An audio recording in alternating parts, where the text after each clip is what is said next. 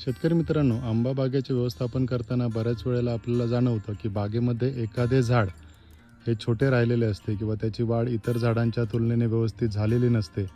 ते झाड दिसायला सुद्धा निरोगी नसते. तर असेच एक झाड आम्हाला या बागेत सापडले. ह्या झाडाचे जर जवळून निरीक्षण केले असता आपल्याला इथे जाणवेल, ह्या झाडाचा जो वरचा फुटीचा भाग आहे तो काळा पडलेला आहे. ह्या झाडाची फूटही व्यवस्थित नाही आहे.